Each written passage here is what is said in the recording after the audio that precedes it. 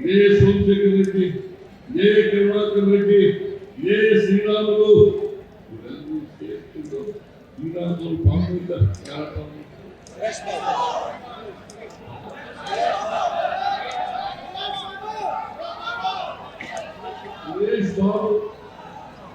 ಸುರೇಶ್ ಬಾಬು ಏನ್ ಹೊಡೆಯೋದ್ರ ಮುಗಿದ್ರು. ನಾನು ಹೇಳಿದ್ರೆ ಒಂದ್ ಹೆಜ್ಜೆ ಮುಂದಾಕಿದ್ರು ಕೂಡ ಈ ಕಾಲು ಮುಂದಾಕಿದ್ರು.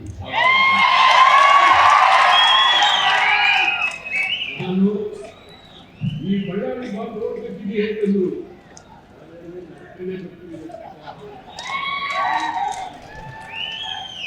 ಬೆಂಗಳೂರಿಂದ ಬಳ್ಳಾರಿಯವರಿಗೆ ನಡ್ಕೊಂಡು ಬರ್ತೀವಿ, ನೋಡೋಣ ಹೆಂಗ್ ಕಾಲು ಮುರಿತಿದ್ದೀವಿ, ನೀವು ಹೆಂಗೆ ನಮ್ಮನ್ನ ಕಾಲು ಮುಂದಾಕ್ತೀವಿ ನೋಡೋಣ ಅಂತ.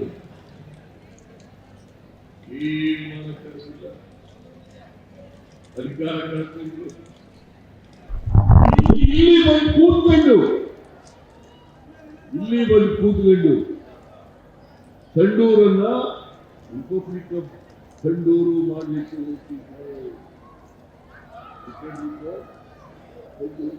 ಹೋಗ್ತಿದ್ರು. ಆದ್ರೆ ಸಂಡೂರಿನ ಜನತೆಗೆ ನಾನು ಕೈ ಮುಗಿದು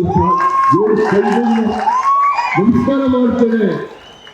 ನೀವು ಅವರ ಅಟವಟಾಪಗಳಿಗೆ ಬಲಿಯಾಗಲಿಲ್ಲ, ಅವರ ಸುಳ್ಳು ಪ್ರಚಾರಕ್ಕೆ ಬಲಿಯಾಗಲಿಲ್ಲ. ಇಡೀ 3 ಉಪಚುನಾವಣೆಗಳಲ್ಲಿ ನಮ್ಮ ಸರ್ಕಾರದ ಮೇಲೆ ಅಪಪ್ರಚಾರ ಮಾಡಿದ್ರು, ಸುಳ್ಳು ಆರೋಪಗಳನ್ನು ಮಾಡಿದ್ರು. ಜನ, ನಾನು ಯಾವಾಗಲೂ ಕೂಡ ಜನರಿಗೆ ಋಣಿಯಾಗಿರ್ತೇನೆ, ಮತದಾರರಿಗೆ ಋಣಿಯಾಗಿರ್ತೇನೆ. ನಿಮ್ಮ ಋಣವನ್ನು ತೀರಿಸಲಿಕ್ಕೆ ಸಾಧ್ಯ ಇಲ್ಲ. ನಿಮ್ಮ ಋಣವನ್ನು ತೀರಿಸಲಿಕ್ಕೆ ಅದಕ್ಕೆ ರಾಜ್ಕುಮಾರ್ ಅವರು ಹೇಳ್ತಾ ಇದ್ರು ಅವರ ಅಭಿಮಾನಿಗಳಿಗೆ, ನಾನು ಅಭಿಮಾನಿ ದೇವರುಗಳೇ ಅಂತ ಕರಿತೀನಿ, ಅಭಿಮಾನಿ ದೇವರುಗಳೇ ಅಂತ ಕರಿತೀನಿ ಅಂತ. ನಾನೇನ್ ಕರಿತೀನಿ ಗೊತ್ತಾ? ಅಭಿಮಾನಿ ಮತದಾರ ಬಂಧುಗಳೇ.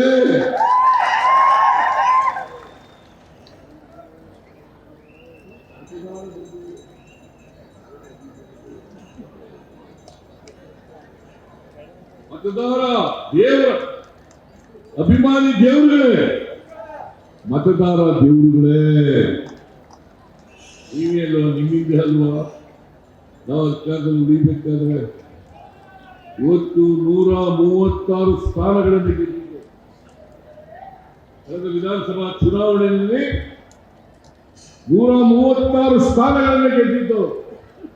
ಪ್ರಯತ್ನ ಮಾಡಿದ್ರು ಬಿಜೆಪಿಯವರು. ಯಾಕಂತಂದ್ರೆ ಬಿಜೆಪಿಯವರು ಯಾವತ್ತೂ ಕೂಡ ಜನರ ಆಶೀರ್ವಾದ ಪಡ್ಕೊಂಡು ಅಧಿಕಾರಕ್ಕೆ ಬಂದಿಲ್ಲ, ಜನರ ಆಶೀರ್ವಾದ ಪಡ್ಕೊಂಡು ಅಧಿಕಾರಕ್ಕೆ ಬಂದಿಲ್ಲ. ಆಪರೇಷನ್ ಕಮಲ ಮಾಡಿ 2008ರಲ್ಲಿ 2018ರಲ್ಲಿ ಆಪರೇಷನ್ ಕಮಲ ಮಾಡಿ ಕೋಟ್ಯಾಂತರ ರೂಪಾಯಿಗಳನ್ನು ಖರ್ಚು ಮಾಡಿ MLAಗಳನ್ನು ಕೊಂಡುಕೊಂಡು ನರೇಂದ್ರ ಮೋದಿ ಅವರು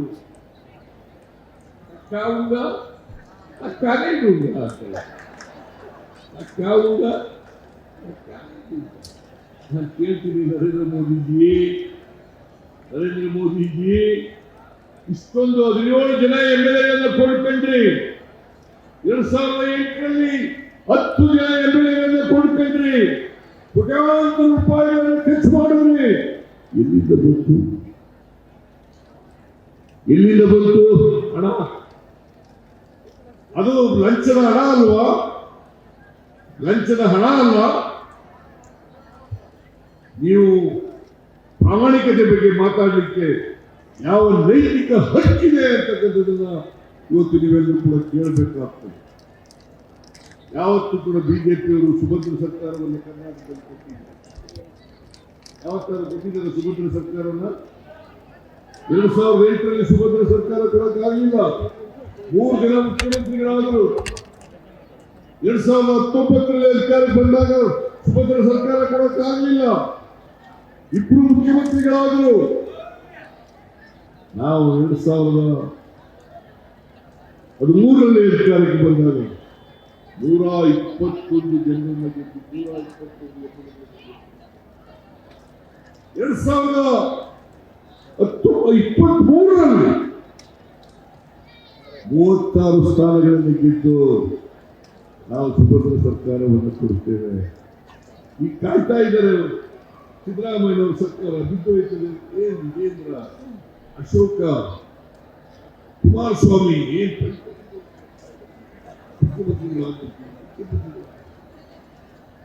ನಾನು ಹೇಳ್ತೀನಿ, ನೀವು ಯಾವ ಕಾರಣಕ್ಕೂ ಕೂಡ ಮುಖ್ಯಮಂತ್ರಿಗಳಾಗಲ್ಲ. ಕಾಂಗ್ರೆಸ್ ಪಕ್ಷ 5 ವರ್ಷವೂ ಕೂಡ ಅಧಿಕಾರದಲ್ಲಿ ಇರ್ತದೆ. ಏನು ಅಲ್ಲಾಡಿಸಕ್ಕಾಗಲ್ಲ. ಸಿದ್ದರಾಮಯ್ಯನ ಇಮೇಜ್ಗೆ ಕಪ್ಪು ಮಸಿ ಪಡಿಬೇಕು ಅಂತೇಳಿ ಪ್ರಯತ್ನ ಮಾಡ್ತಾ ಇದ್ರೆ ನಿಮ್ಮಿಂದ ಸಾಧ್ಯ ಇಲ್ಲ. ಎಲ್ಲಿವರೆಗೆ ಕರ್ನಾಟಕದ ಜನತೆಯ ಆಶೀರ್ವಾದ ಇರುತ್ತದೆ ಅಲ್ಲಿವರೆಗೆ ನಾನು ನನ್ನನ್ನು ಜಗ್ಸಕ್ಕೂ ಆಗಲ್ಲ, ಹೊರಸಕ್ಕೂ ಆಗಲ್ಲ.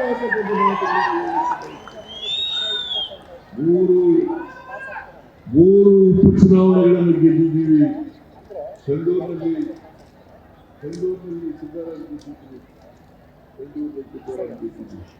ಇದೊಂದು ಕ್ಷೇತ್ರ ನಾವು ಗೆದ್ದಿದ್ದು.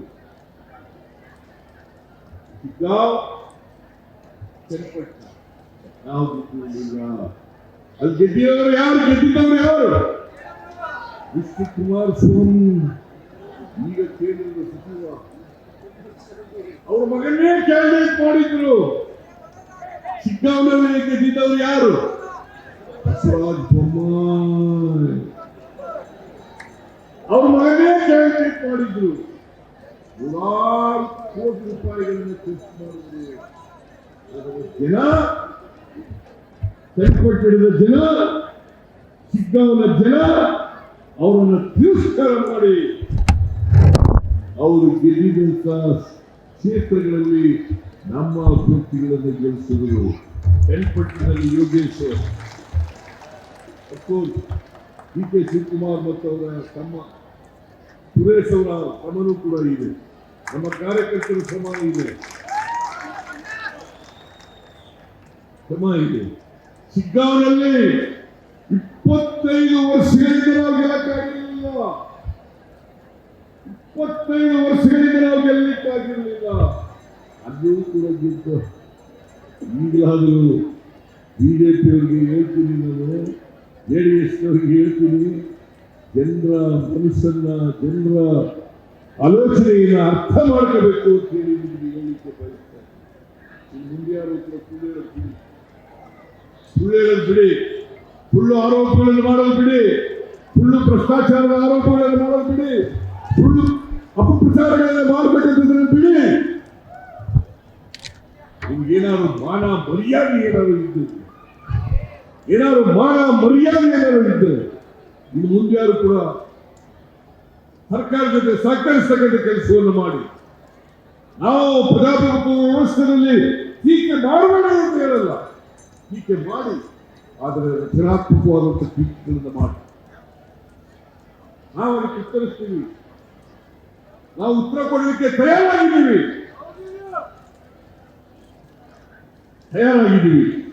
ಸುಳ್ಳು ಆರೋಪಗಳನ್ನು ಮಾಡೋದು, ಅಪಪ್ರಚಾರಗಳನ್ನು ಮಾಡೋದು, ವಕ್ಫ್ ಪ್ರಾಪರ್ಟಿ ಮೇಲೆ ಅನಗತ್ಯವಾಗಿ ಪ್ರಚಾರ ಮಾಡತಕ್ಕಂಥದ್ದು, ವಕ್ಫ್ ಪ್ರಾಪರ್ಟಿ ಮೂಢ ಪ್ರಕರಣದ ಬಗ್ಗೆ ಅನಗತ್ಯವಾಗಿ ಪ್ರಚಾರ ಮಾಡತಕ್ಕಂಥದ್ದು,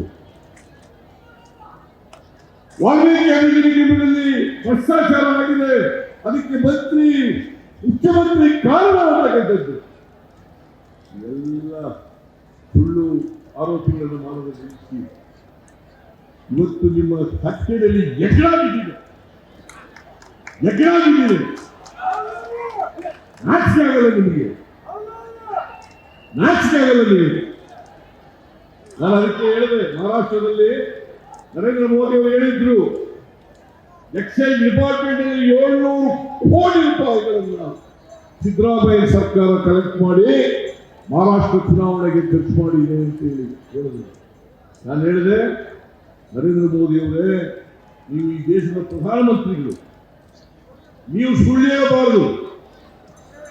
ಒಂದು ವೇಳೆ ನೀವು ಹೇಳ್ತಕ್ಕಂಥ ಮಾತು ಪ್ರೂವ್ ಮಾಡಿದ್ರೆ, ಸಾಬೀತು ಮಾಡಿದ್ರೆ, ನಾನು ಕೂಡಲೇ ರಾಜಕೀಯದಿಂದ ನಿವೃತ್ತಿ ಆಗ್ತಕ್ಕಂಥ ತೀರ್ಮಾನವನ್ನು ಮಾಡ್ತೇನೆ.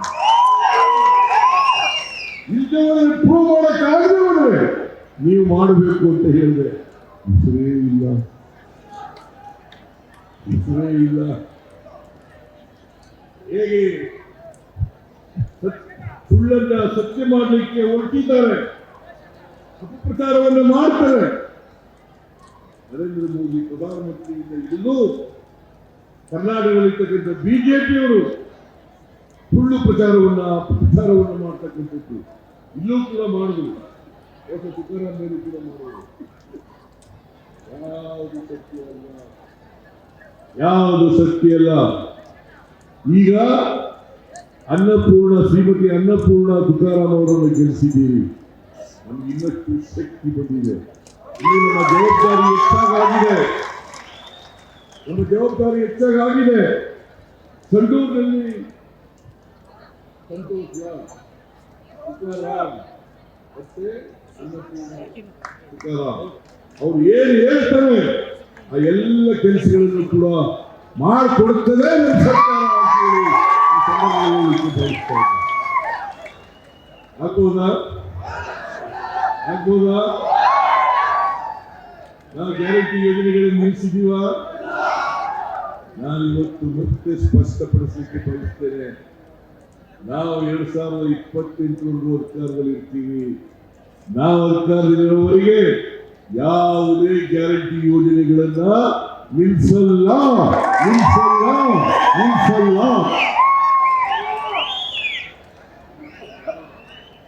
ಆಮೇಲೆ ಮತ್ತೆ 2028 ನಿಮ್ಮ ಆಶೀರ್ವಾದವನ್ನು ಪಡೆದು ಮತ್ತೆ ಅಧಿಕಾರ ಬರ್ತೀವಿ. ಅಧಿಕಾರ ಬಂದ ಮೇಲೆ ಈ ಗ್ಯಾರಂಟಿ ಯೋಜನೆಗಳನ್ನು ಮುಂದುವರಿಸ್ತೀವಿ. ಇವತ್ತು ಶಕ್ತಿ ಯೋಜನೆ, ಗೃಹಲಕ್ಷ್ಮಿ ಯೋಜನೆ, ಗೃಹ ಜ್ಯೋತಿ ಯೋಜನೆ, ಅನ್ನಭಾಗ್ಯ ಯೋಜನೆ, ಯುವ ನಿಧಿ ಯೋಜನೆ, ಎಲ್ಲ ಯೋಜನೆಗಳಿಂದ 40ರಿಂದ 50,000 ರೂಪಾಯಿ ಒಂದು ತಿಂಗಳಿಗೆ ಪ್ರತಿ ಕುಟುಂಬಕ್ಕೆ ಸುಮಾರು 4 ಕೋಟಿ ಜನರಿಗೆ ತಲುಪ್ತಾ ಇದೆ. 4 ಕೋಟಿ ಜನರಿಗೆ ತಲುಪ್ತಾ ಇದೆ.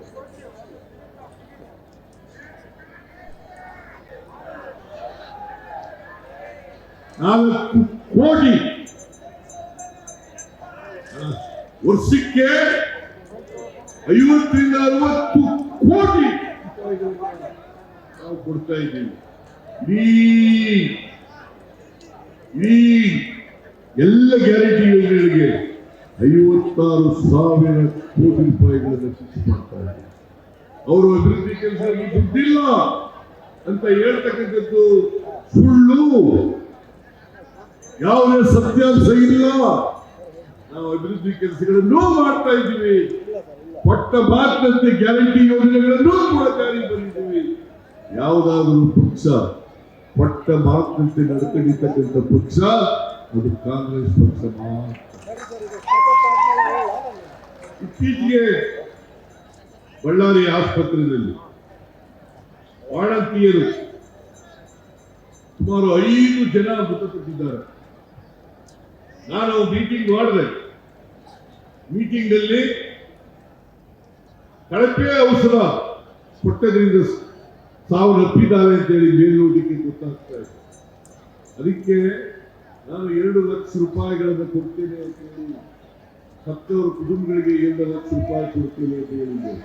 ನಾನು ಇವತ್ತು ಹೇಳ್ತಾ ಇದ್ದೀನಿ, ಇನ್ನೂ ಹೆಚ್ಚು ಬೇಕು ಅಂತೇಳಿ ಅವರ ವಾರಸುದಾರರು ಕೇಳ್ತಾ ಇರೋದ್ರಿಂದ 5 ಲಕ್ಷ ರೂಪಾಯಿಗಳನ್ನ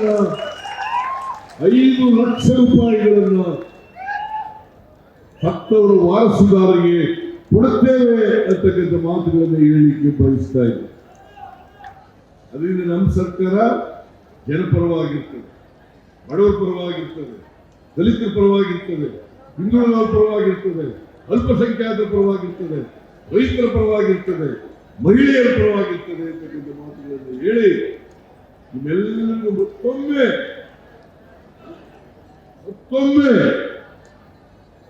ನಮ್ಮನ್ನ ಆಶೀರ್ವಾದ ಮಾಡೋದಕ್ಕೆ, ಶ್ರೀಮತಿ ಅನ್ನಪೂರ್ಣ ಅವರನ್ನು ವಿಧಾನಸಭೆಗೆ ಕಳಿಸಿದ್ದಕ್ಕೆ ನಿಮ್ಮ ಪ್ರತಿನಿಧಿಯಾಗಿ ನಿಮ್ಮೆಲ್ಲರಿಗೂ ಕೂಡ ಹೃತ್ಪೂರ್ವಕವಾದಂತ ಕೃತಜ್ಞತೆಗಳನ್ನು ಸಲ್ಲಿಸಿ ನನ್ನ ಮಾತನ್ನು ಮುಗಿಸ್ತೇನೆ.